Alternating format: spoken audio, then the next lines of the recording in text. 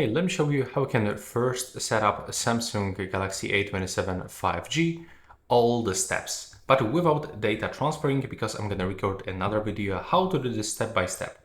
So first of all, to turn on the smartphone, you have to click and hold this button.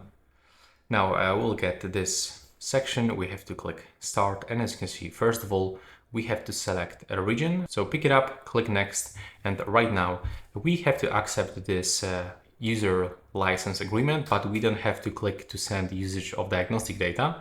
And I'm not recommending to do this.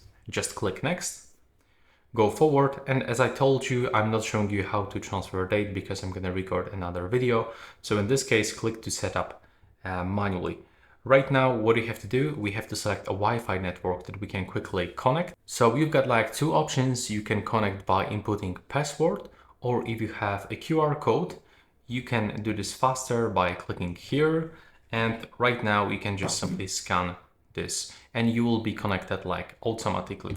But also you can set up your phone without the Wi-Fi if you have the SIM card. So you will have to input the SIM card and use a mobile network. Now in this case, we have to click restart. Okay, right now we can click here to connect to the mobile network. You will have to click next. Now we got another option to transfer data, but as I told you, now we are not setting this. And right now we can log into the Google account, but if you don't have one, you can create it by clicking here and following on steps. Now, when you log in, select who will be using this device. Click I agree. Now we can quickly protect our phone by using a face recognition, fingerprint, PIN on a password. Let's say I want to first of all use a simple pattern. So if you're gonna input any other method, you have to input it twice to confirm, like in my case. With this one, you can of course enable location for the Google services, but what I can recommend you to turn off this scanning and to send usage and diagnostic data. Now click accept. You can already enable the Google backup. So if you want everything to back up automatically to the Google Cloud, you have to enable it. Stay with these markers, but if you want to turn it off, you have to just unselect. Now choose your search engine, and in my case, it will be Google for sure. Click to set as default. Then click next, and here we can set up the Google Assistant, but I'm not really using this feature, so I'm gonna select no thanks. But if you are using this, you have to click to turn on and follow on-screen instructions. And right now you can simply add a Samsung account, you can sign in with a Google, you can enter email or phone number, you can sign in with a QR code, or you can click here. If you don't have one, you can create it right now. You can forget a password, or for example, you can set up later in the settings. In my case, I'm just gonna use a Google one. I want to just go forward. What we have to accept, terms and conditions, and click agree. Now, as you can see, I will get a verification code on my phone, and I have to just input this code. If you have any other verification method, you have to just simply do this right now because it will be not possible to log into the Samsung account.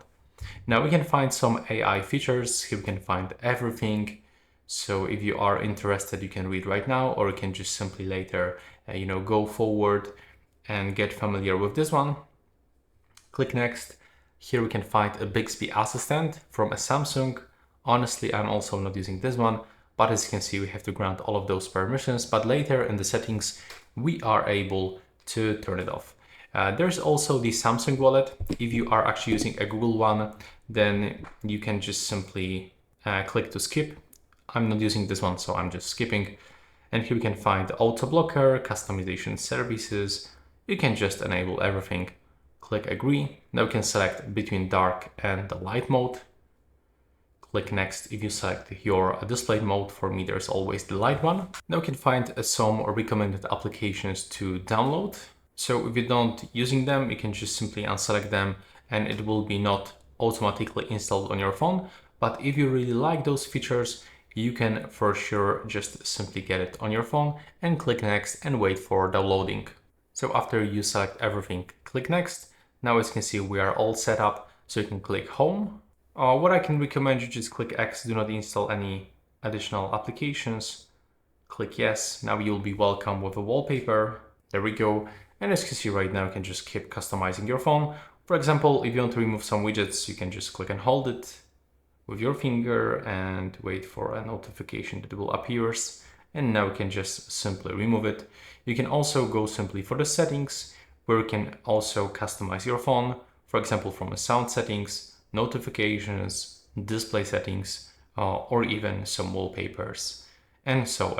There's a lot of things that you can set up, so I'm not going to show you everything because this video will be like 10 hours. But if you are looking for some specific things, I can highly recommend you to visit my channel and search for some specific options. You will definitely find a lot of tutorials.